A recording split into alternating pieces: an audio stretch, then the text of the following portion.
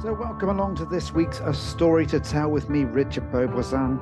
On this week's show, we had Liam Ball, who's a full-time professional magician, and he even did some magic on the radio. Hope you enjoy. So welcome along, it's Richard Beauvoisin here until midday today here on Radio Bath. And today on A Story to Tell, I have the lovely Liam Ball, and he's a magician. Good morning, Liam. Good morning, Richard. How the devil are you, good sir? I'm very well. It's quite warm today, actually. It I'm, is, I'm yes. here. We're on Zoom for those that aren't aware. So Liam's not here in the studio, but he's a magician, a full-time magician, and known Yep. as the Gentleman Magician. So first of all, tell us why you called the Gentleman's Magician, and how did you get to where you are right now? Gosh, that's quite a story. Um, so I moved from my humble beginnings in the north um, down to London about 7 years ago, on the back of some pretty significant life choices. And predominantly, I moved because what I wanted to do was I wanted to do more magic. I wanted to be more involved in the magic scene. I was and am a member of the Magic Circle. I wanted to be more involved in that to be able to go more because that's the HQ's in London. And I also kind of had this thought in my head that if I want to do more magic, London's probably the place to be. So I did that. And when I moved to London, it was very much a journey of sort of self-discovery and self-development. I didn't really know who I was. I don't even mind saying that I was not a great magician when I moved to London 7 years ago. Okay. It wasn't something that I'd done at any point seriously. I'd always been a hobbyist. I'd always been somebody who knew a few tricks and was a good laugh in the pub, and I'd taken on a few gigs, and that was always nice. But I don't think I'd ever, in hindsight, I wouldn't have ever described myself now as looking back then saying I was a professional standard working magician because I wasn't. I thought I was, but I wasn't. So then I moved to London. I started to get involved in the magic circle. I started to do more magic. I made some pretty significant life choices. I grew a beard. I grew a moustache. We're going to talk I about your moustache a bit later. Yes, indeed, yeah. And what actually happened when it sort of came to it was I went on I guess you could call it like a business development course for magicians, with a pretty sort of well-known magician within the magic circle, if you like. Known mostly, I think, to magicians. He's actually a speaker. He's a professional full-time keynote speaker, a chap called Lee Warren. And Lee was running a number of courses and what have you for magicians who wanted to get into business, to understand how it all works. And as part of that, I got a few kind of one-on-one sessions with him, and there was a lot of discussion around the most basic of business practices, things like branding, like understanding what your product is, like knowing who your customers are, that kind of thing. And it was a few of those sessions, and then there was just one day we were sitting down, we were chatting away, and he said, what kind of performer are you? And I said, well, I feel like I want to be, sort of something that's maybe a bit more traditional, something a bit classical. And as a result of that conversation, the phrase "the gentleman magician" was coined, and I think it fit me immediately, but it fit me so well because it wasn't the decision to I'm going to be the gentleman magician, and then I created this brand that fit it. It was a case of, gosh, that's who I am. That's what Hmm. I am. That's who I am now. That's me. That describes me and my performance and the way that I perform almost perfectly.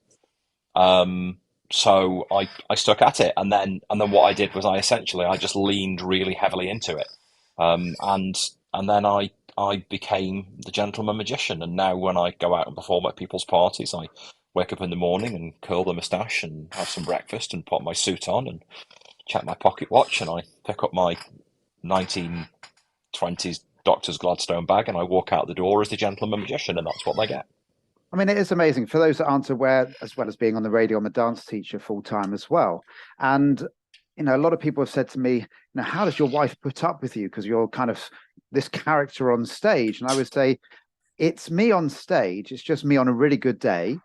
and maybe 30% extra of what I would normally be. You know, if I'm Mm. talking like this on the radio, that wouldn't necessarily be the way I'd talk on stage because it'd be quite a different type of performance. So it's that balance, isn't it, between becoming a human being and yourself and being the performer and also that separate character. Yeah, 100%. I mean, I've read a number of books for magicians by magicians on things like character development, um, and being able to understand essentially how to build a character. And I mean, there's loads and loads of different ways to go when you're creating a character for any kind of performance. You know, when you look at things like movie actors, they're generally playing, like a superhero or a Mm. or a, a spy or a soldier or something like that, something that they have never been and will never be. Whereas it's I think it's been a bit different for me because I've always been a magician, and it's a funny thing when people kind of get to this, that there's a phrase that I coin a lot where I say magic isn't something I do, a magician is something that I am and have always been. I don't remember a time whole life when magic hasn't been a central and integral part of my entire existence. So I'm guessing you did So magic as a child. Was it one of those things you got the yeah, Christmas box and here's 40 tricks in a box? basically, yeah. So I think I got a Paul Daniels magic set when I was 7 or 8. And I remember, I mean, I've got sort of very fond and distant memories of me sort of sitting on my father's knee watching magic shows and watching people like Paul Daniels on TV when it was a thing back in the 80s. Yeah. And I remember seeing, sort of great magicians such as Eugene Berger, who sadly passed away a few years ago, working alongside Daniels and, the great Tom Sini and all that sort of thing, doing what they did and it being a source of amazement. And it was actually my father who encouraged me.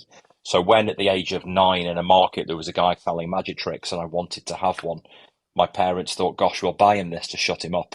I'm sure that'll be that." And actually, what they did was open the door to a world of possibilities and imagination, and yeah, everything kind of snowballed from there, really. So I'm guessing you do magic at weddings and parties and kind of what's your bread and butter, I suppose. So predominantly, I work in two scenes. I perform at weddings and I perform at corporate events.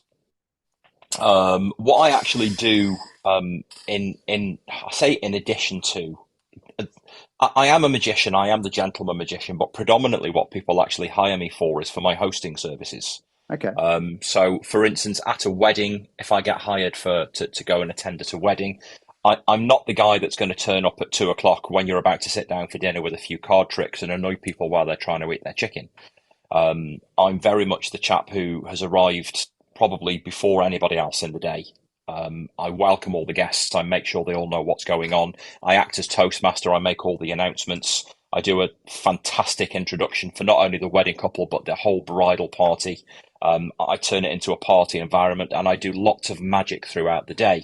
And Okay. I essentially offer a service where I take all of the stress of running a wedding day away from the wedding couple and I do it for them, Right. while at the same time, in between all of those organizational bits, I make sure that everybody has a thoroughly good time and sees some fantastic magic. And I do all the introductions and I introduce the speeches and I turn up as the guy that is there to do whatever it takes to make sure that this is the best wedding that you've ever been to, including your own.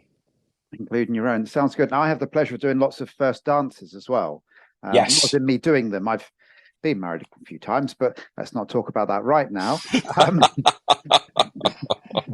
Giving maybe slightly too much away publicly, but more about the fact that I choreograph lots of first dances, Mm, and yeah, people love that part of the day as well. And having a dance at the wedding is a major thing for lots of people, but having somebody that, as you say, can take the stress away mm. from the whole wedding day would be really, really nice. So what would you say would be kind of, if you were at a corporate event or a wedding event, what's kind of your speciality? Is it cards? Is it kind of big tricks? Where do you sit in that line? I think my speciality at those events is being wherever I'm needed to do whatever is needed to be done. But as a magician, I tend to try and perform things which are entirely impossible. So I do some card tricks. I probably know about four Okay. really great card tricks that I do reasonably. I'm going to show you on later. Actually, I do Yeah. reasonably Yeah, regularly. so for those that aren't Um, aware, if you for later on in the show, we're going to get you to get a pack of cards, and we're mm, going to do some live magic on the radio as well. I'm going to do it as well. I've got my cards here sat next to me already. So yes, later on in the interactive show, magic. we're going to try doing Inter- some magic together. yeah, interactive magic for everybody. That'll be a little bit of fun. Yeah. But I tend to operate as well with. I think so many people have almost an expectation that a magician's going to turn up with a deck of cards. And there's probably one of the most common things that gets said as a magician when I take a deck of cards out of my pocket is people go, I've seen this one. Hmm. And I think, really?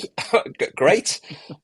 Because I mean, I probably know somewhere in the region of 500 or 600 card tricks. Right. Um, and for the most part, they're all derivatives of something. Yeah. Um, and like I say, I actually perform three or four of them in a realistic manner because they're the ones that I think fit my style and that work really well. But if I'm not doing things with cards, I try as much as possible to perform really memorable and hard hitting magic with things that are either a little bit unusual or things that I can pick up off the table. So it's not beyond me to push bottles and glasses through tables at weddings. Okay. It's not beyond me to take somebody's um, glasses, for instance, from their face and make them levitate in front of them. It's I do magic with coins. I do magic with banknotes. I do a great little thing with a ribbon and a finger ring that vanishes and then appears in a ridiculously impossible location. And of course, all of these things are real, aren't they? Well, absolutely, yes. I mean, they are as real as I think you can possibly imagine them to be. Um,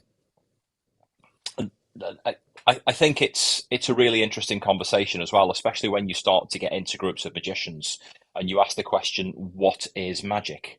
Um, and the number of times I've had people say to me, no,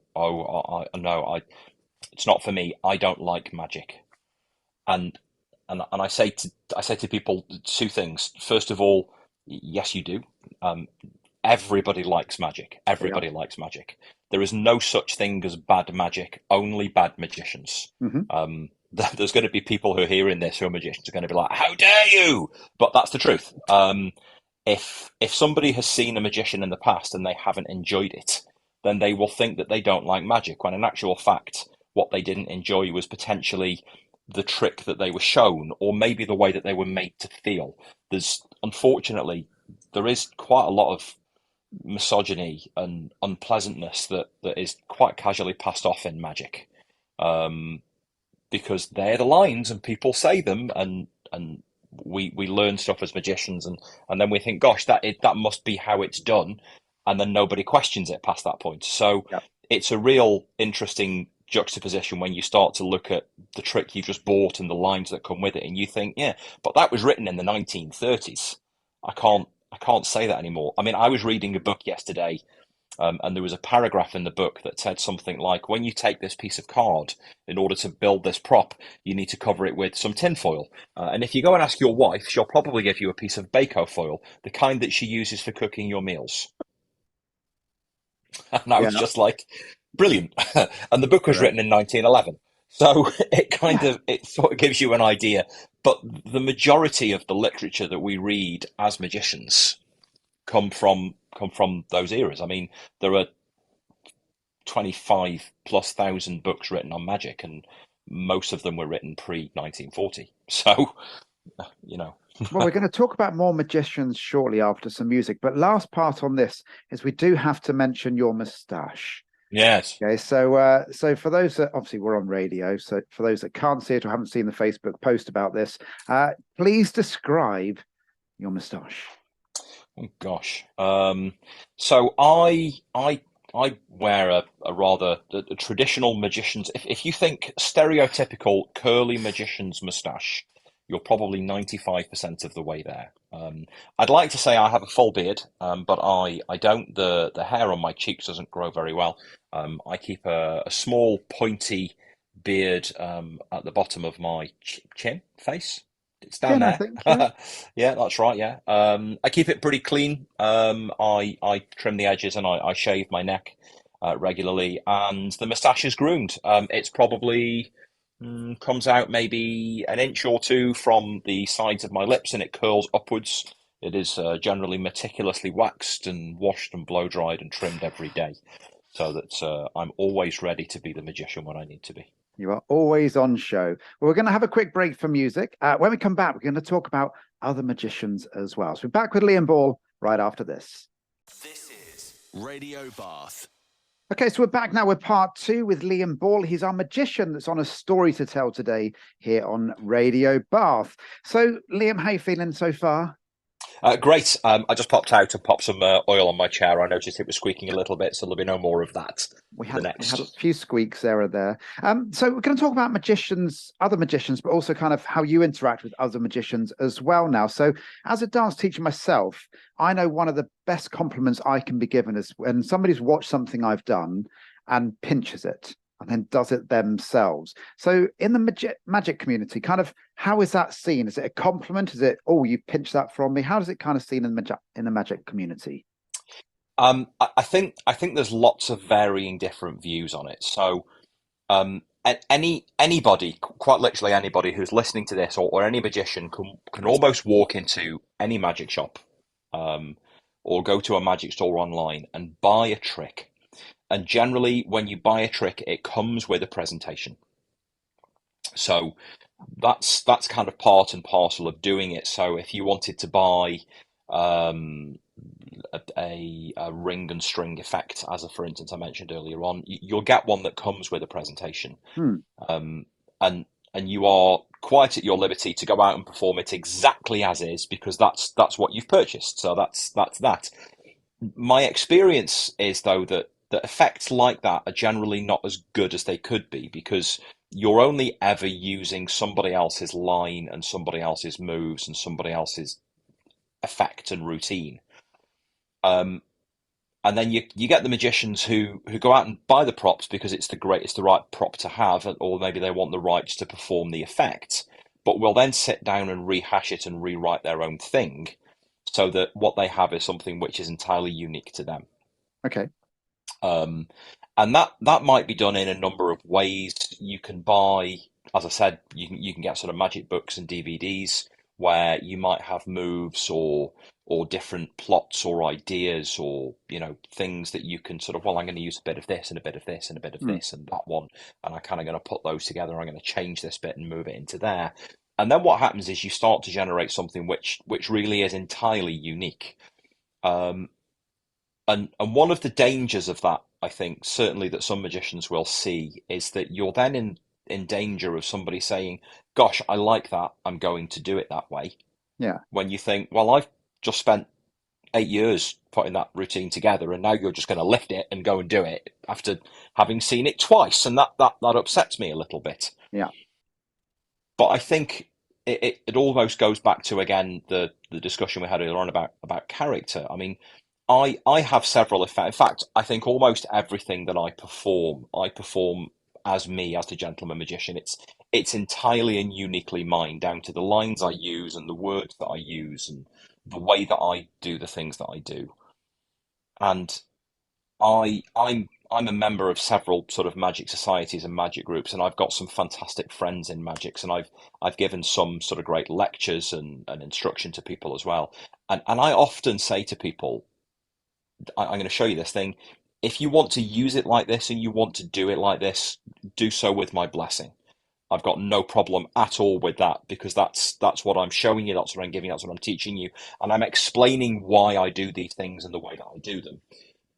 But the hope is that when I've explained why I do what I do and the way that I do it, you'll understand why that may not work for you in that Yeah. way. And in actual fact, will think, gosh, now I know why he does that like that. I can understand why I might do it like this. And therefore, what you end up with is something which is entirely new and unique. On the flip side of that, of course, you've got people who will release a magic book or a magic trick or a magic prop or a magic effect and claim that it's entirely unique and theirs.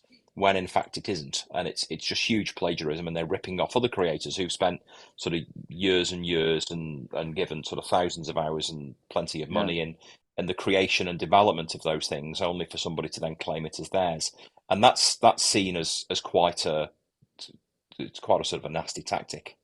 Yeah. I mean, you've got Uh, the I remember seeing the program with Penn and Teller where they were mm. guessing, they'd watch the magicians and then figure out how the trick was done. On And Foolers, yeah. I thought it was a fantastic program because A, they didn't give anything away, and actually Mm. quite often they were fooled. And they've Yes. been around for so long and seen so much, and even they couldn't picture stuff. What about yourself? If you're watching other magicians, how easy it for you as an experienced magician to look at what somebody's doing and go, I know how they're doing that. So for the most part, reasonably straightforward. I mean, I've been studying magic now for nearly 35 years, so I know a bit about a bit. It's fair to say. And I mean, it's interesting actually. As a member of the Magic Circle, I also sit on the examining body of the Magic Circle, so I examine new members when they apply to join. And Right. part of that process is that they give a presentation, and they come along to HQ and they perform some magic.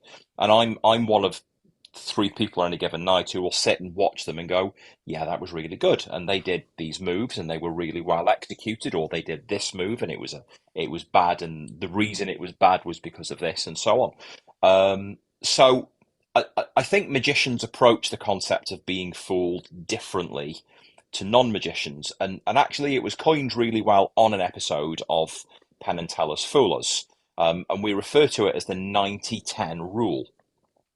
And the 90-10 rule, where being fooled in magic sort of goes like this: if I show you a trick and 90% of that trick fooled you as a layman, but 10% of it you think you might have a sort of kind of idea as to how I might have done it, you're more inclined to say, I know how you did that.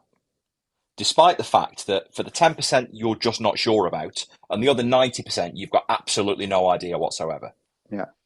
Whereas with magicians, if I watch a magician doing something and I know 90% of their method, but there's 10% of it that I'm not entirely certain, that I think they might have done this, but I don't really know, I'm more inclined to say that you fooled me, Okay. because you showed me something new, which I can't put together. Um, and that's a really kind of interesting juxtaposition. There's also a wonderful, and I'm going to kind of paraphrase a little bit. There's a wonderful magician who performs a lot at the Magic Circle, a chap called Michael Vincent. He's a wonderfully classical magician, an absolute master among masters. Probably, I would say one of the best five sleight of hand artists in the world. And we get to see him most weeks at the Magic Circle in the shows we perform at there. And part of his presentation is that he says that when he decided he wanted to be a magician, he he accepted that he was most likely never going to feel astonishment ever again. Because when you start to learn how things like this work, your level of astonishment decreases, because there is so little out there that will surprise you anymore. Um, and actually, I think as magicians, we then get to a point where we start to look for the beauty in the performance and the clever thinkings. And every once in a while, something comes along where somebody does something and you just suddenly sit back and go, what? How? I can't process how you got from there. I was with you, and then you pulled the rug out from under me, and now I'm free falling with no clue as to what's going on. Um, and As you say, and that yeah, doesn't happen that much for you anymore, does it? not at all. Because No, it's a bit like unfortunately not. with dancing. I actually, when I teach a lot of people and they're kind of in the early stage of the dancing, I'm almost jealous of them. And I said this to a couple the other day. You're really good now, but you've got so much to learn. I'm actually Mm, quite jealous of what your journey is in front of you. That journey's all behind me. I've still yeah. got huge amount to learn. I still reckon I'm 5% of the dancer I want to be, and I've been going for 25 years. But I'm I'm kind of like, you've got so much to do. And like, Mm, as a layman myself, I don't know anything about magic.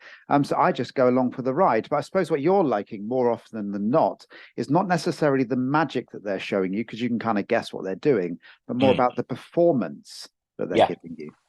that's right. Yeah, seeing a great magician perform is wonderful. And actually, I mean, I saw again. I mentioned him again, sort of Michael Vincent perform an effect at the Magic Circle a few weeks ago, and I've probably seen him perform it 7 or 8 times, and it's just the most beautiful piece of magic. And the end brings the spectator he's working with almost to the brink of emotional joy and tears, Mm.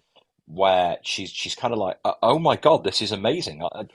I don't know how to process the emotion that I've got right now from what is a realistically simple and straightforward card trick, but with all this wonderful packaging and presentation around it that just makes it feel like an unforgettable moment of impossible magic." But then I I sort of I compare that to another chap I saw who does a thing with numbers on stage, where he gets people and he does this thing with numbers, and at the end of it, he goes, "And there you go." And I'm just like, "No, no. What do you mean, no, Dave? No, no, that can't work. I've seen you do it 5 times, and it's always different, but it's always the same. That can't work. How do you do that?" And he just laughs at me. Um, so yeah, it's a real interesting juxtaposition. But I mean, for me, predominantly, I love to see well performed magic. I think that a mediocre magician who is a great performer will always be a better magician than an exceptional technical performer who hasn't got any personality skills. Yeah. I say it's, we have the same in dance teaching. Those Mm. can be amazing dancers and accurate teachers, but quite boring. And Yes. I'd much rather have somebody being entertaining me and they're pretty good at dancing, pretty good at teaching. So I'd much rather go down that route. Thank you for that, Liam. We're going to have another little break for music and we'll be right back after this. This is Radio Bath. Radio Bath. So we're back with Liam Ball now, and we're going to talk about the past. Now, Yeah. everybody kind of looks back on the past and you think, right, how good were these people compared to these people? So you mentioned Paul Daniels earlier. I grew up in that Hmm. era. Not a lot of Yeah. people know that, unfortunately. That surprises me. I know it's a terrible moment. But kind of how do you look on magicians from the past? Because we all take bits from them and go, I like what you did then. Or do you kind of get inspired by those from the past? Definitely. I mean, there's a great saying in that there is nothing new in magic. Anything that has ever that ever can be done with magic has been done by somebody somewhere already. And actually, if there's a great phrase that you hear quite often coined at the Magic Circle. If you want to go and find the latest new effect that's going to bamboozle everybody, and it's going to be brand new, and it's going to be a new miracle, go and look in the oldest magic book you can find and read it. Right. Go and look in a book that somebody hasn't read in 20 years, and you'll find something there that nobody will know because they've just forgotten it. It's as simple as that. And actually, when you look back at people like, Paul Daniels, I mean, Paul was great because, he was a wonderful magician. And of course he sort of, he put magic on the screen. But I think what a lot of people maybe never contemplate is that when you're putting together something like a magic show on the TV, it's so not about, well, of course it is about the magician on stage, but actually they are one part of a team of people who create all of these great things that happen. So I mean, I know sort of historically that one of the people who used to do a lot of consulting and working with Paul Daniels was a chap called Ali Bongo. He was a gentleman who was a past president of the Magic Circle. He sadly passed away some years ago, but just an absolute fantastic magician. He did a lot of work within the community of magic for magicians, sort of helping them to learn ways to get better. He also helped and was quite integral in setting up things like the Young Magicians Club at the Magic Circle, which is a great incentive for sort of younger magicians between the ages of 10 and 18 if they want to learn magic and be involved in a national community of younger magicians. It's something which is open to them. And again, he was integral in doing all of that sort of stuff. But even, sort of from there, going to more modern day things like looking at Darren Brown. Darren's a phenomenal performer. Yeah. But actually, what you see on stage is a cumulative work of 3 or 4 people. I know one of the names. I don't know all of the names, so I'm not going to say any of them because I don't want to leave anybody out. But they're all phenomenal magicians and they're all amazing thinkers. And they literally sit down and say, well, we'll do this trick and do that trick. And sometimes Darren says, no, I don't like that. I want to do this. And they go, yeah, that's a good shout. And sometimes they go, don't be ridiculous. You're Mm. doing it this way. And he goes, yeah, okay, fair enough. That makes sense. And while he's the guy on stage doing the work and, he is the face, Yeah. essentially Darren Brown is a team of people who make it all happen from, the people that book the theatres to the people who write the scripts to the people who decide which effects are going to go where to the people who make the props, the whole thing. And then of course it all comes together and that's what you see. So it's fascinating then to be able to see that. And I mean, Darren's just recently released a book which I've started reading, which is about the concept of creating a show. And you get to a point, it's almost kind of like in dancing. I don't know if we cover this, but I also dance. That's how we Yeah. know each other. Absolutely. And I heard the phrase coined once that when people start dancing, they want to learn the beginners. And then the beginners want to learn the intermediates, and then the intermediates want to learn the advanced, and then the advanced want to learn all the dips and drops and aerials. And the super advanced dancers, they're all working on the basics. Absolutely. Um, Yeah. and it's the truth. And it's the same really with magicians. I so often sit down with my sort of little group of sort of friends and students, and they say, well, we want to learn this thing, and I say, great, okay, but where's it coming from? What's the basic derivative of this? Have you learned that? Have you learned everything you can know about it? Have you nailed this tiny little move here so adequately that it's not just that you can do it right every time, that it's impossible for you to do it wrong? Yeah. Because that's the only point at which you can then start to progress. And it's really difficult to get that across to people. So, when you then literally start reading books and thinking, gosh, I kind of know that move, but I don't know it like that. I know it like this. And then you learn it, you go, oh right, wow. So now I can understand why it went from this to this and how I ended up learning this. But actually learning that opens up doors to other things. And then, of course, you just start focusing on things like presentation and taking the most basic card trick and turning it into a miracle Yeah. simply by changing how it's presented. Yeah. I had the pleasure of seeing Darren Brown in theatre. I was going to say in concert then. That doesn't make any sense, does it? And still to this day, it was a number of years ago over at the Bristol Hippodrome. And still to this day, I'm still thinking about that evening. Mm, Still, some of it blew my mind how things happened. I almost felt like there was because I've been done like quite a lot of hypnotism as well, and I almost felt like people were in a trance to some degree. Whether it mm. was or not, I don't know. I don't know his techniques, but you had the pleasure of meeting the great man not too long ago, I believe.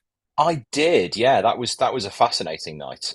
So one of our members, a chap called Richard Young, who knows Darren, used to do a podcast for magicians, and he stopped it some years ago, but actually has decided to revive it again. And his first interviewee on the podcast was going to be Darren Brown again, talking about his new book that he's just released. It was kind of like a book launch as well. So we did this great event at the Magic Circle in London where there was a book launch. Darren came along. There was a recording of a podcast. And then at the end of it, we all got to meet him and shake his hand, and he sort of signed the book for all of us, and yeah, it was lovely. But I mean, it's just he's such a down to earth chap. I mean, I've seen some of his TV specials, and Hmm. like I've seen him, as the magician, but you also kind of get the impression that he's a really down to earth kind of chap, and he Yeah, so very much is. Even to the things that are when you got your book signed, you got this photograph taken with him, which is of course how I ended up with that picture, yeah, and it was lovely. And another good friend of mine there who was just in front of me in the queue, and when I got over to him, and Darren said, "Oh, what's your name?" I said, "Oh, it's Sam." I said, "Oh, to Sam."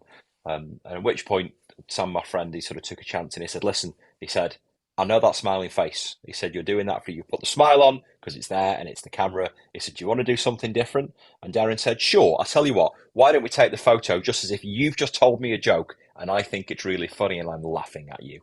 And that was the photo that he got, which was brilliant. He's just such a real kind of down to earth guy, because then after that, when they sort of sat down and got chatting, it turned out that he'd met him some years before, and he remembered him out of Okay. oh no, I remember that, yeah, because you were with such and such a person and it was at so and so, wasn't it? And he was like, yeah, God, he's like, how do you remember that? He's like, oh, it just sticks in my head.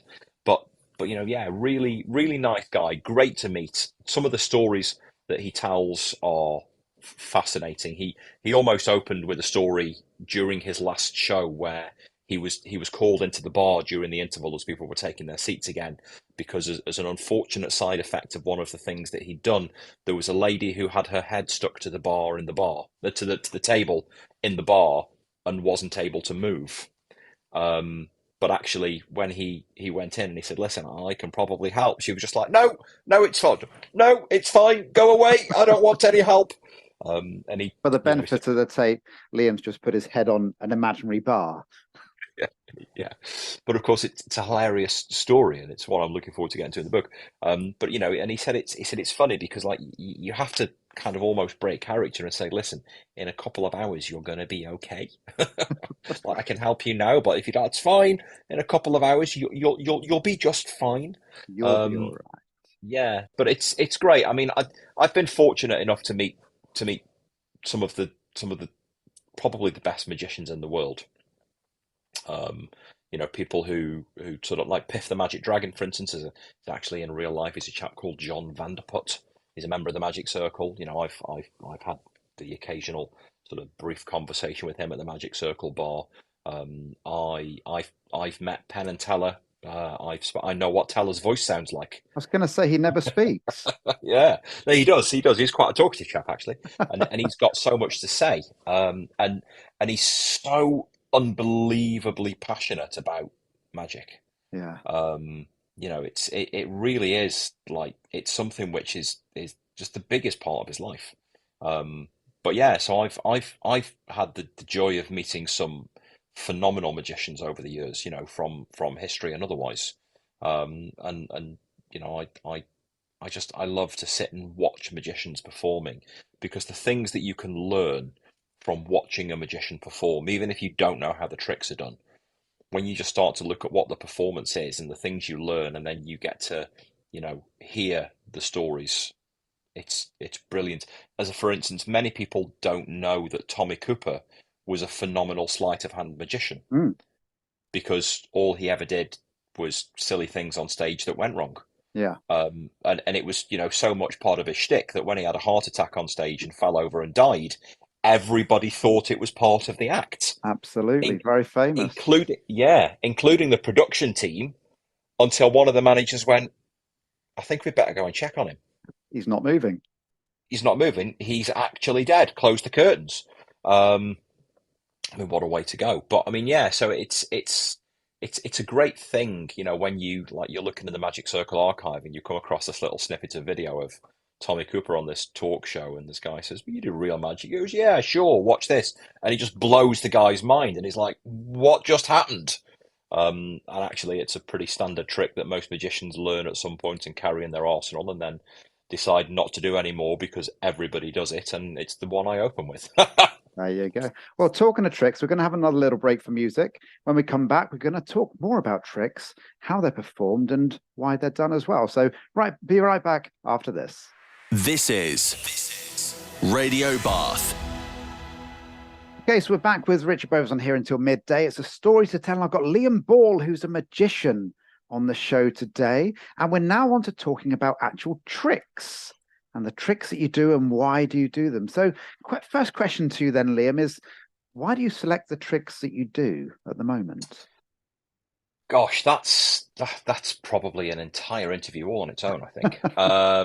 I Every magician that ever is, was, or will be has somewhere in their mine's just over there, has somewhere in their possession a box of stuff that they have bought, opened, looked at, and gone, "Nah, not for me."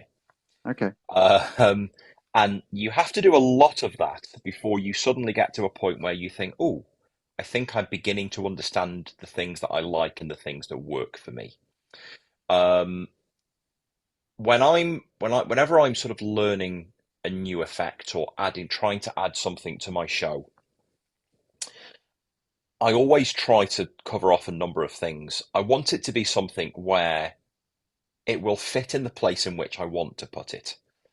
And I tend to have three categories for the kinds of tricks that I do, which are very generically openers, middlers, and closers. An opening effect for me has to be something where there's lots of magic happening almost from the very outset of the trick. So within 4 or 5 seconds of me starting the trick, magic has happened and it continues to happen all the way through. What I don't want to do is have this really elaborate thing where I take a deck of cards and I have you shuffle the cards and then you choose a card and you pass it to the next person and they choose a card. And then 15 minutes later, when we've eventually chosen a card, I reveal the answer because Yeah. everybody's bored by then. They don't want to know that. They just like, where's he going with this? What's he Mm. doing? I want it to be almost thoughtless. I want them to be like a case of, oh, wow. Oh, my goodness. Oh, wow. How did that happen? Oh, wow. Oh, gosh. Oh, wow. So by the time you get to the end of it, they can sit back mentally and think to themselves, this guy's going to be worth watching. We can invest a bit more time in him now because we know whatever he's going to do, it's going to be good. There aren't many tricks that fit that particular description, where you can immediately open and you can immediately start hitting people with magic And I almost from. suppose, do you have that scenario where, like, if you have a corporate gig, for instance, and you're Mhm. invited back every year, Yeah. then if you have those scenarios or not, and then you kind of think, do you kind of keep a list of, I did these ones last year, so therefore I can't do them because they know the end of that bit? So you would almost think that that's the case. But no is the quick answer. So whenever I'm sort of engaged in a walk around, as you might call it, a walk around situation. So Yeah. I'm approaching groups of people. I'm being a professional interrupter, was a great phrase that somebody once coined. I'm approaching groups of people and saying, "Hey, I'm a magician. Stop what you're talking about and pay attention to me for 5 minutes." Um, I generally do a round of 2 or 3 effects, and they're always the same. Okay. So every group sees the same effects in the same order. And it might be that I do one and then walk away. And then when I come back again, I'll show them effect number two. Um, and my middling effects are those where I've already gained the investiture of the audience. So they're happy to watch me because they know it will be entertaining. But it must be entertaining. It can't be boring and dry. There has to be something going on that entertains them. Um, if I get engaged then to go back to the same group of people the following year, I just take the same tricks with me because my thought process is twofold. First of all, they hired me again because they really liked what they saw the first time round. So Yeah. why would I change it? And the second is that there's absolutely no chance that they'll be able to remember. Yeah. They just won't know. So I turn up and I've had corporate clients where I've been back 3, 4, 5, 6 years in a row and I perform the same effects every year. And then I get up on stage and I do sort of 15, 20 minutes on stage, or I introduce the CEO and I do a thing with a newspaper and a thing with an egg and So a that thing with a lends me music to logo. my next question then. So let's look at a corporate gig where you've got 150 people there, for instance, Yeah. and you've got 10 groups and you're going around and you're doing those same effects. Now, yes, on one hand, you're going to be slicker than slick because you've done that performance of that trick so many times. But at the same Mhm. point, do you get bored of doing the same trick so many times? Do you know what? I genuinely, if you'd have asked me this at the beginning of this process that I've started, I would have thought that I might have done. But actually, I don't. And the reason I don't is because I really enjoy seeing people being entertained and entertaining people.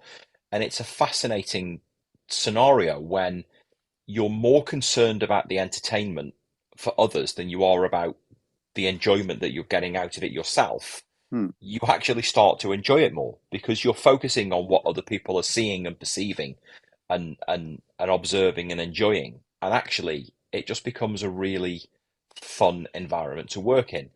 And the best audiences by far, hands down, in the world are those who actively want to see magic. Mm, Um, like I go somewhere like a corporate event and I turn up and they go, oh gosh, there's a magician.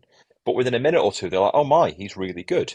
Whereas I go and perform at the Magic Circle every other week and people walk in, they're like, we're here to see magic, show us what you've got. And actually they all see the same stuff. yeah. Um, but it's really interesting to be able to do it.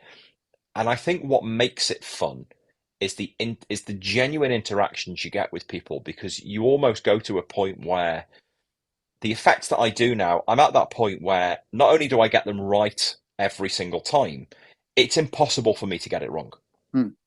There's loads of ways it could go wrong, but none of them for me, because I've worked out all the kinks and all the bugs. I know exactly how everything works to the point where it's all entirely natural. Everything that happens just happens. It's just a thing.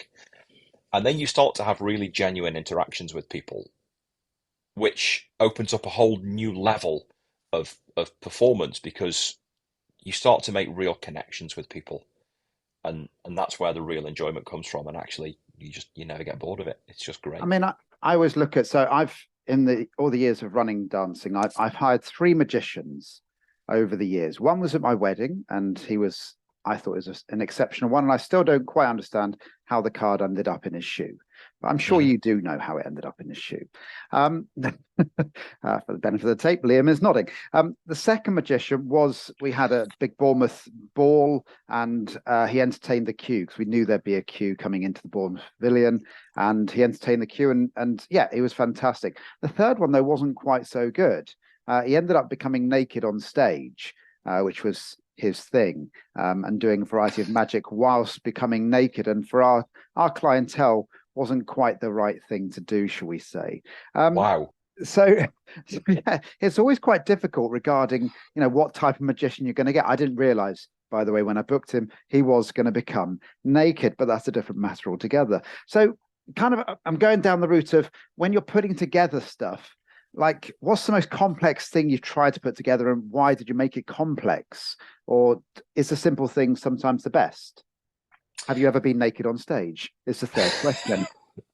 I'm going to answer those in reverse order. I have never been naked on stage, I have and 5 times. I was just about to say, I can hand on heart say I never will be. Um, so I think magicians in general often make things complex for a number of reasons. The first is because they're trying to achieve something and don't know the best way in which to do it. So they come up with these really clever, overly complex things. Oh, this will be brilliant. It'll be so complex. It's going to be great. It's going to be such a wonderful thing. And actually, almost always simpler is better. If I can think of 5 different ways of making a coin vanish, what you're going to see in every instance is a coin disappear before your eyes. Yeah. So it doesn't matter how much of a complex method I use to make that coin disappear, your experience is the same all 5 times. The only point at which something would ever need to be more overly complex is potentially maybe because of what might follow. So it might be that I want to make the coin disappear over here and then reappear over here, and for it to be the same coin without these 2 points ever crossing. Well, that's going to be a lot more complex than just making a coin vanish here and then a coin appear here.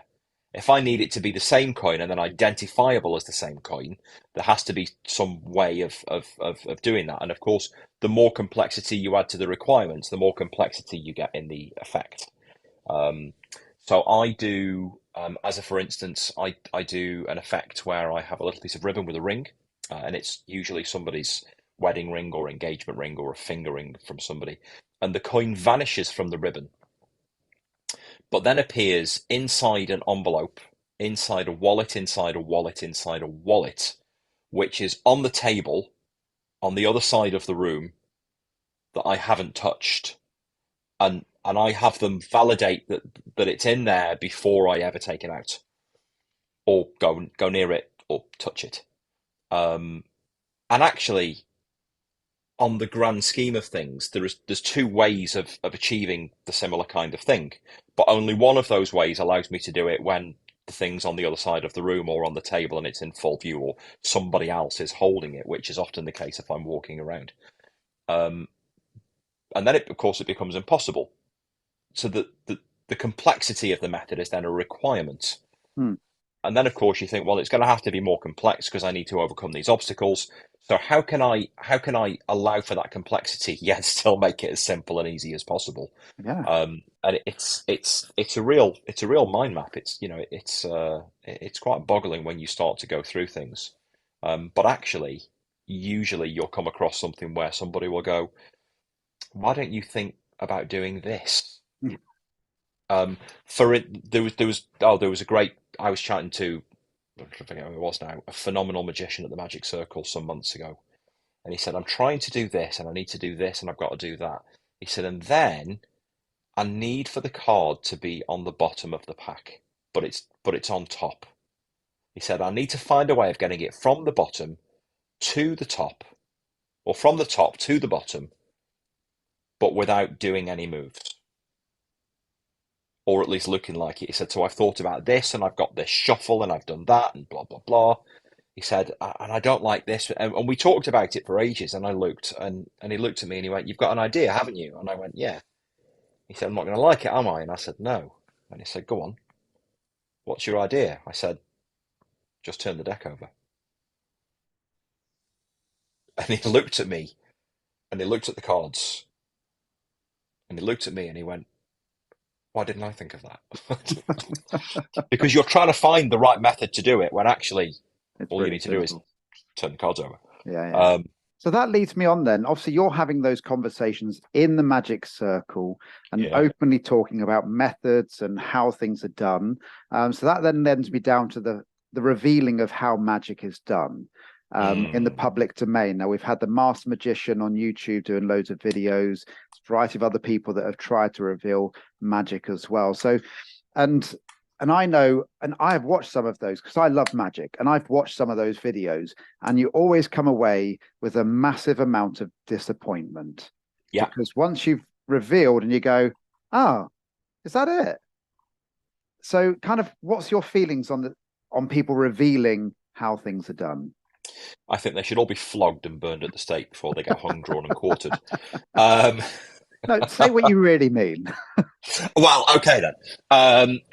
Yeah, I mean, to be perfectly honest, it's a real annoyance. I mean, the number of times I've had people say to me, "Oh, I've seen that done on YouTube. I know how it's done," and I say to them reasonably confidently, "No, you haven't, and no, you don't." um, because whatever you think it is, it's definitely not that. Uh, there's a whole bunch of schools of thought on that. There are magicians who are out there on YouTube saying, "Hey, I'm going to reveal this trick." Um, for the most part, nobody cares.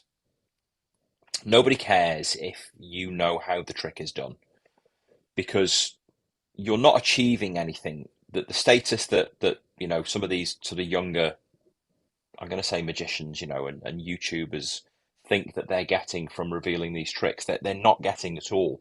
It's not doing anything for them. In actual fact, when people see that and then they see a sort of a real hardworking professional magician working, that there's no crossover there. You've got this guy over here with the cheap thrill who's going to show you how the trick is done, and this guy over here is going to blow your mind and make you remember that moment for the rest of your life. You won't remember how that trick is No, done. What you will remember is the disappointment you feel from having suddenly had it revealed and being like, "Oh gosh, is that it?" And actually, for the most part, for the majority of the tricks that I do, if I sat you down and said, "Well, I do this, and actually I do it like this," you'd be like, "Oh, what? What is that? It? yeah. Yeah. But there is the other Oh, side of it as well, though, isn't there? And this is what I think a lot of people don't realize is that, yes, there are methods of, like certainly in cards, I've looked into it and I've tried to do the odd thing here and there Mm. pretty horrifically, if I'm honest with you, of having the top card in the certain place and certain bits here, there, and everywhere. And there's different methods to make cards be in the right place, and I Mm. understand that side of things. But there's also the skill factor, but of the sleight of hand, and that Yes, is absolute skill. That isn't just yes, a trick. That is high class skill. yeah, absolutely, it is. And I think a lot of people, kind of forget that, and it's the whole that there is definitely a chasm between knowing how something might be done and having the ability to do it.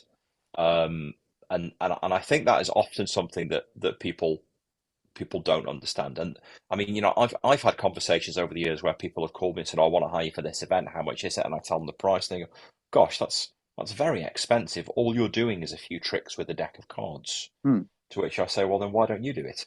Well, because I don't know how. Well, that's what you're paying for. Yeah. It's not a simple thing. It is a performance art, and that's exactly, I think, how people should look at it. But of course, you'll still get people who think, "Oh, I'm going to get YouTube and Insta famous by revealing all these tricks." You're not, because the second you stop doing that, you lose all of your appeal. Um, there's a great line actually in the film The Prestige, where the main character Borden is meeting his who will be his future wife for the first time, and her, I think, nephew, um, and he offers to teach him how to make a coin or a ball vanish, and he says something along the lines of, "Now, when you show your friends, don't tell them how it's done. They'll beg you, they'll plead with you, Hmm. but don't tell them, because as soon as you tell them, you're nothing. The secret is everything." Um, but the truth of the matter really is that nobody really wants to know. No, No. nobody wants to know that I got the ring and the envelope just by doing this. Nobody wants to know that. Nobody wants to know that the box that was suspended from the ceiling, which was there the whole time, was actually done like this. Hmm. Because the response is, "Oh, well, that's a shame." It is a Oh, shame. Well, it what's is, not a yeah. shame is that we're going to have another little break for music. When we come back, we're going to do magic live on the radio. So you've got a few minutes to prepare this. Try and find yourselves a pack of cards. And when we come back with Liam, we're going to all try and do some magic together. So we'll be right back after this. Across Bath, Westbury, and Warminster, this is Radio Bath. Okay, so we're back. It's Richard Beauvoisin here until midday today with Liam Ball, who is a magician. Now, if you weren't listening earlier and you want to join in with this next part, in a couple of minutes, we're going to be doing magic live on the radio, and you need to go and grab yourself a pack of cards and a table that you can put the cards down on as well. Okay, so grab yourselves that. Before that, we're just going to talk very quickly about kind of performing magic and how do you continually kind of improve what you do, Liam? Um, so that's a hot topic, to be honest. It's very much the case that you sort of get to a point, and then the only way that you can go past that point is by getting better. It's very much like the flat side of a bell curve. You sort of start like this, and the more you do, the more it levels out.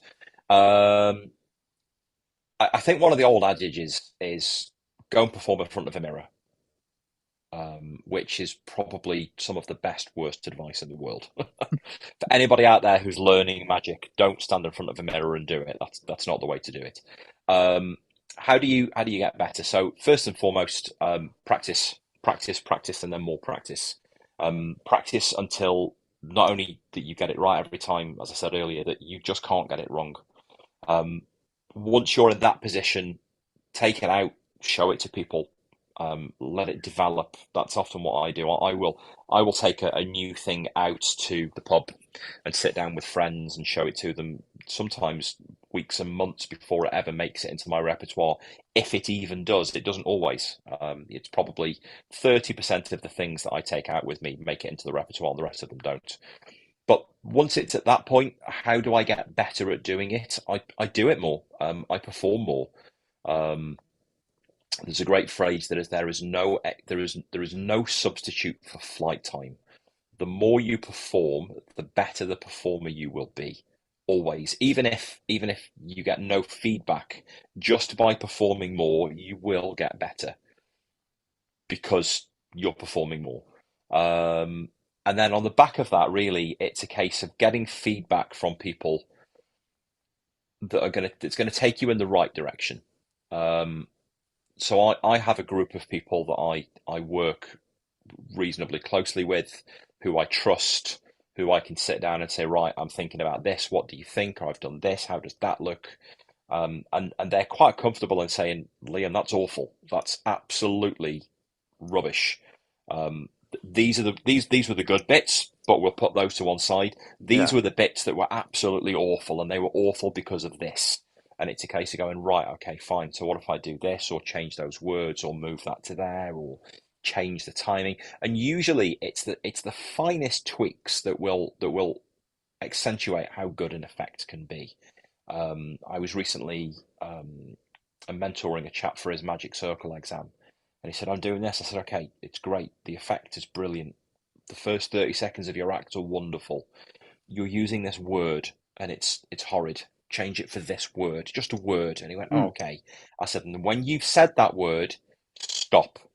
Look to the audience at the left, scan all the way across them to the right, and then look back at the cards again, and then do the thing. And it suddenly became 10 times better because actually what he'd implemented was timing and Mm. showmanship and all that sort of stuff. And then you sort of get to a point where, so when I mean I perform at the Magic Circle at least once a month, if not more, in a live public show for real paying audiences and people. Um, I am often there two, sometimes three times a month, and every single performance that I do, I record on my phone. I take the phone with me. I stick it on a tripod at the back of the room. I set it to record, and I record the whole performance. And then when I get home, I sit down and I watch it, and I think, "Gosh, that was good. That was good. That was awful. That word you're didn't self fit." you're self-analyzing all the time then yourself, Absolutely, and yeah, no doubt this is always important, I think, for anybody that's a kind of towards the top of their game, is that you should be your own worst critic but also your best supporter as well. yeah, You should look at absolutely. stuff and go, and I always remember watching Andy Murray in a post interview on tennis, and it really changed my mindset in that we as British people always put ourselves down. And he turned around after this tennis match and he went, I did this bit, this bit, this bit really well. I need to improve this part here. And it was just entirely analytical, but he could accept that he was doing parts well. And he Mm. didn't need anybody else to tell him. He knew himself. And I thought that was really quite fascinating. Just very quickly, going back to those corporate gigs, just thinking about this, how do you deal with like people that have had a little bit too much to drink? Carefully, um, carefully is the quick thing. Um, it's funny actually. It's a question that came up recently. So I'm pretty quick witted, and I'm pretty sharp when it comes down to having a sort of a head to head interchange with somebody. Um, and I'm never ever going to be that magician that embarrasses anybody ever for any reason, no matter what. Um, when whenever I'm sort of picking up a new effect, the experience of my spectators and audience is paramount. That's the reason I do what I do. I don't ever want anybody to feel awkward or embarrassed for any reason. So it comes along sometimes where you get people who are drunk and they think, I'm going to get one over on the magician. Um, and it, it very much I think I'm very much at the point where I could walk into a room and go, that person, that person, that person, and that person, they're the ones who are going to give me trouble tonight. Great. And then I, I either, if I think they're going to be too much trouble, I avoid them. I was going to I say, just, do you avoid yeah, them? absolutely. Yeah, I avoid them if needs be, because they won't notice and everybody else will have a better night. Um, But then if I'm mid-performance and they walk over and they start talking to me, I interact with them in a very nice and pleasant manner. But I definitely have my character definitely has an air of being the master of my environment. Hmm. So I know exactly what's going on around me when I'm working. And if somebody comes over and they come up with a quick-witted line on the back of one of the lines in my routines, I've heard them all, everything. I know every clever retort that somebody might come up with, and I've got all the great answers for them that say very gently to that person, "I'm going to win. I'm It's going to time for win." you to be quiet. Yes, yeah. You know, I've on. I think there was one occasion where I had to lean over very gently to this guy and say, "Everybody wants to have a great night tonight, and I know you do as well. But please understand this is my job. I am the sharpest man in this room right now. Whatever you say to me, I can respond to, and I can make it funny, or I can destroy you. Please don't make me do the latter." And you're quite a big chap as well, aren't you? In regards to you do work out, I can see that. I have a good go. Yeah. Yeah. Yes. Yeah. I have quite a presence. I mean, I'm ex-military as well, so I know how to carry myself. Hmm. And I definitely dress for the occasion. So, you know, I, I wear the sharpest suit in any room. I walk in, people know that I'm the magician. They know who I am, but I'm dressed and presented in such a way where I'm very jovial and I'm very accommodating and I really get on with people and I'm really nice and you know I make sure that everybody feels welcome and comfortable, but also that they know that all of those things are within my control. Yeah. Well, talking about something else in your control, it's time for magic on the radio then. So Yes, I've got my cards in front of me. I marvelous. generally don't know what's going to happen now. Liam hasn't told me any of this. I don't know any secrets. I'm not a stooge in any way, shape, or form. So we're all going to learn and do this trick together. So, Liam, the gentleman magician, it's all down to you. Yeah, so we're going to do something with a deck of playing cards. The requirements of the cards are reasonably straightforward. They don't all need to be there. That's the first thing. If you've got a deck of cards where there's a card or two missing, it doesn't matter. Also, take out the jokers because if they pop up, then that's just going to mean that you'll need to start again because it's not a joker trick. And then you can take your cards and you can shuffle them, you can mix them, you can make Oh, sure that they are random as you like, whatever you like. And then when you've done that, I simply want you to place the cards face down on the table in front of you. Um, and actually, what's great about this is that this is a trick that will work for every single person here. Um, I don't I don't know why it works. I'm not going to tell you why it works, but it will work. And all you need to do is remember the order of the things that we're about to do. And the next time anybody goes to a party, they can say, "Hey, get a deck of cards. I'm going to show you a trick." And this is what will happen. So now the cards are on the table. I want you to split the cards into roughly three even piles. okay. So I'm doing this. I'm going into three Yeah. even piles here. Yeah. So roughly Okay. three kind of even-ish piles. Doesn't need to be exact, but Okay. roughly three of them. I've Okay. done that. So I've got my three Good. piles.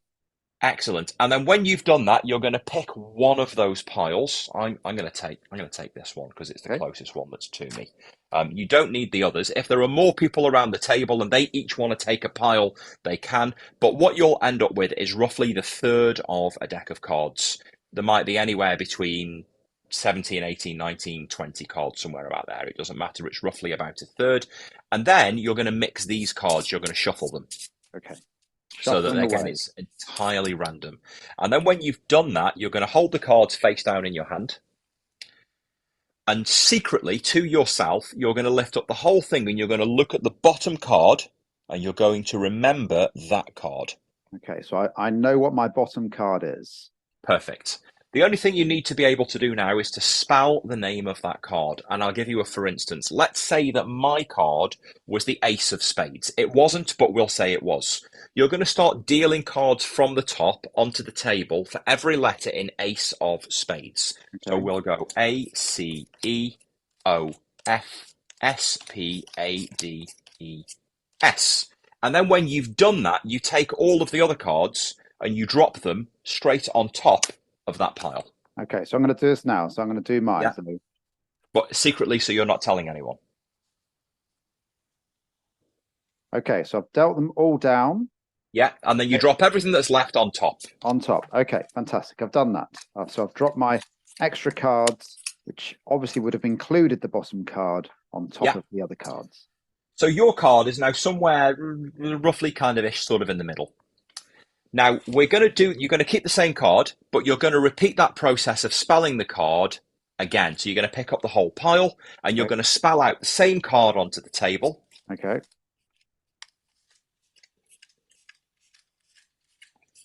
Okay, I've and done then that. when you've done it again, you drop all the other cards on top. Done that. I've dropped them all. And they say that everything works better in threes. So we're going to do that once more. Okay. So you pick up the whole pile, spell it again.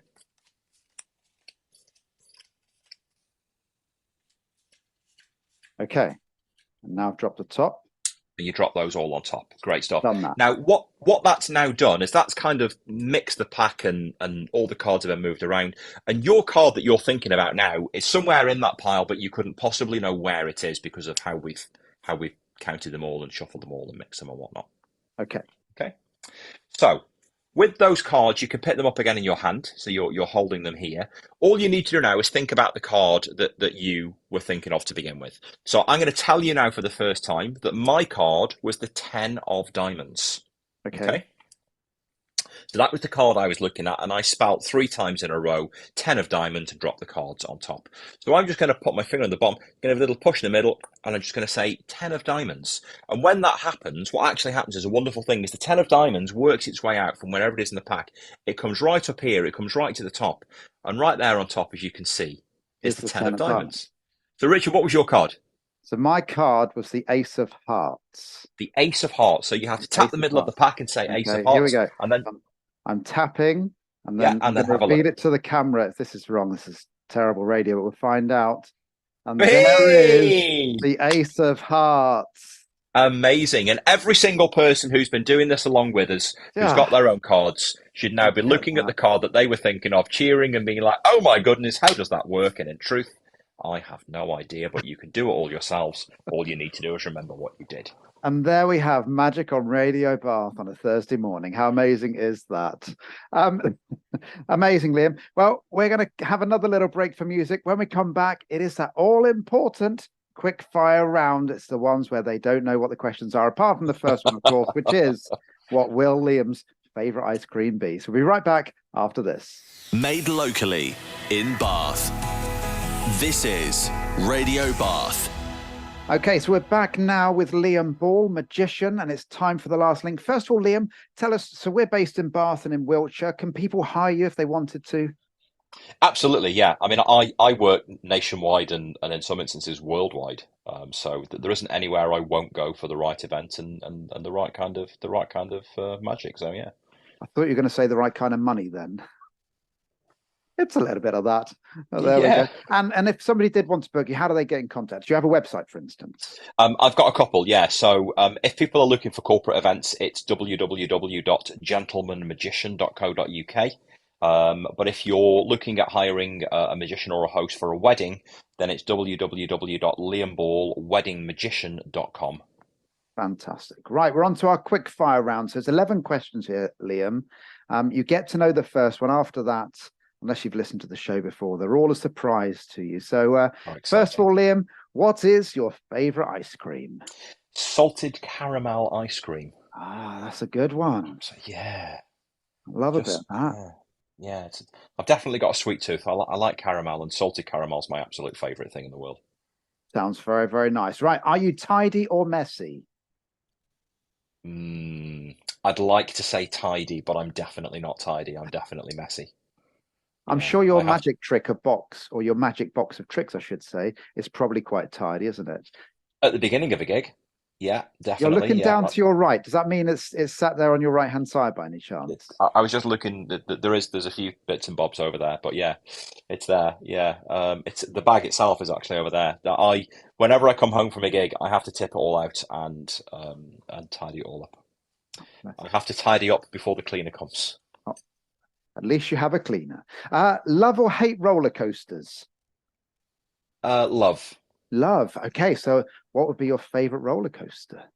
I haven't been on a roller coaster in years. It took me years and years to go on roller coasters. I used to live right near Alton Towers. I probably didn't go on my first roller coaster till I was, I'm going to say 16, and it was the Nemesis roller coaster at Oh Alton yeah, Towers. sadly at the moment Um, closed. yes, and yeah, then a few years, and I always thought I'd be terrified, and then I wasn't.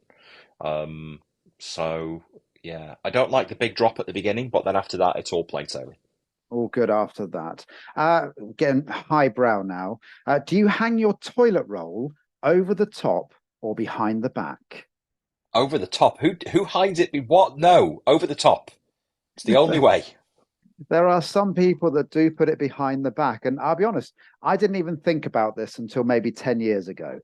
Um, but yeah, over the top is the right way. Do you put a little triangle? So does your cleaner put a little triangle on it? She does not. Well, No, you she does not. you need a new cleaner then, because that's the standard. Yes. You mentioned how you had a sweet tooth. Do you eat your chocolate from the fridge or from the cupboard? From the cupboard. From the cupboard. Okay. Hmm. Why not the Yeah. fridge though? Um, because then it's too hard. I like to bite it and chew it, not crunch it. Okay, fair Yeah. enough. Although I do have a friend who actually puts all of her chocolate in the freezer. Yeah, I've heard that. Yeah, Yeah, weirdly. that is slightly unusual. We say that, but we eat chocolate ice cream from the freezer, don't we? We'd have Yeah, but ice that's cream, a that's Magnum. that's ice cream. Yeah, You have the yeah, that'd Magnum. be That's fine. good. Yeah, got the Yeah. crunch there. There we go. Do you make your bed in the morning? No, No, just simply no, no. Now, I've had no. the pleasure. So, people that regular lists on this will know that my next follow-up question is, do you have cushions on your bed? But if you don't even make your bed, it's unlikely. No, I have cushions on the sofa. Well, that's okay. Cushions on a sofa Yeah. is quite normal. We have the cushions on the bed scenario, which I think we've worked out quite significantly. It's definitely a female thing. Okay, Yes. the cushions on the bed. Now, during this last week, my wife has been away, and therefore I've been at home alone. And the cushions that we normally have on the bed have been sat on the side all week. And I've taken great pleasure. I even took a picture of it and showed her this is how the bed is made this week. Very good. So I made the bed, but no cushion, which is all good. Right. What is your favorite breakfast? Oh gosh. Um, Tina, I really like food. Food is a big thing for me. So my favorite breakfast, I would say, is pancakes. Oh, okay. Yeah. What would you have in your Well, pancakes then? well, yeah, but like proper pancakes, not crepes, not like really thin pancakes, like Okay. chunky pancakes with like maple syrup and maybe a fruit compote on top of them or something along So those lines. these are more of the American pancakes, really, Yeah, aren't they? American style Thick ones. pancakes. Yeah, Yeah, yeah. yeah, Okay. definitely. That sounds nice. Are you now currently quite hungry at that moment? Yes, yes, I Yes. am. You are now There will thinking be about pancakes. pancakes in my immediate future. Fair enough. Uh, if you had to, what is your go-to karaoke song? Oh gosh, no, I wouldn't. I don't. I can't. I can honestly say, hand on heart, I've never done karaoke. Have you not? I do not have a voice for singing. But if I had to, I don't even think I know any songs. Like, I listen to so much music, but I don't. Yeah. No Oh, karaoke song. Go on. I heard a great track the other day. So I do sing along to things in the car sometimes. Okay. Yeah, so I'm definitely a car karaoke type person, but only when there's nobody else in the car. That's all right. Uh, Nobody's listening. um, It's fine. so I was singing along to Judgment Day by Stealth the other day. Pretty good Okay. track. But yeah, that's And probably the only thing that jumps to mind. are you going to give us a little blast now? Absolutely not. You know what the worst thing is when I do the live lounges, they almost feel obliged that they have to sing along. So, but you don't have to sing along. You're absolutely fine. What would be Very your good. favorite TV program or film? It could be past, present, or something you're currently watching. So I don't actually own a television. Um, so any of my TV fix, I only ever get through the laptop, because I just don't have time to sit down and watch stuff. Um, what am I watching at the moment? Intermittently, I'm going back through all of the Stargate series. I like Okay. sci-fi and fantasy things, anything with a little bit of escapism. Anything that's maybe a little bit magical or unusual or fantasy-esque, I quite like. But probably my favorite film of all time, of all the films I've ever seen, is a film, The Last Samurai, with Tom Cruise. Yeah, great film. Great film. Yeah. Yeah, great film. Right, two questions to go then. They get a little bit deeper now. So you ready Okay. for this? Okay. So if you came back in your next life as an animal, which one would you be and why? I would be most likely, I was going to say a dog. I wouldn't. I'd probably be a cat. A cat is the popular answer. Yeah. Oh, okay. That's Yeah, all right. that You can be there's a cat. It's not a well, problem. I mean yeah, that's probably why there's so many cats actually. Yeah, I've just recently gotten a couple of cats, Okay. and they're just the cutest little things in the world, but they just lay around all day and wait to get fed, and that just sounds perfect. It sounds nice, doesn't it? It really does. Yeah. And your last question then, Liam Ball magician, the gentleman magician. Where is your happy place? The Magic Circle in London, 100%. It's the best place in the world. I get to go there every week at least once, usually 2 nights, sometimes three. And yeah, it's just the best place in the world to go because I get there and I get to leave the world at the door and all of my woes and sorrows and go in and either do magic or watch magic or talk about magic or meet magicians. Definitely the Magic Circle. And you say the public can come and see you as well They at the can, Magic yeah, Circle. yeah. You can buy tickets for Magic Circle public shows on their website, which Okay. is www.themagiccircle.co.uk. And if you ever find yourself booking tickets for a close-up show on a Friday night, there is a 50-50 chance that you will see me there. Well, I will have to be in contact with you and try and come along when it is you, because that would be lovely to watch you in action. Most definitely. Liam, thank you so much for your time today. I hope you've enjoyed it. You're very welcome. It's been an absolute pleasure. And remind everybody again, if they did want to book you for any event whatsoever, how could they get in contact with you? So it's on my website. It's www.gentlemanmagician.co.uk, or if it's wedding specific, www.liamballweddingmagician.com. Thank you, Liam. This has been a story to tell with me, Richard Beauvoisin, here on Radio Bath, and we'll see you again very soon.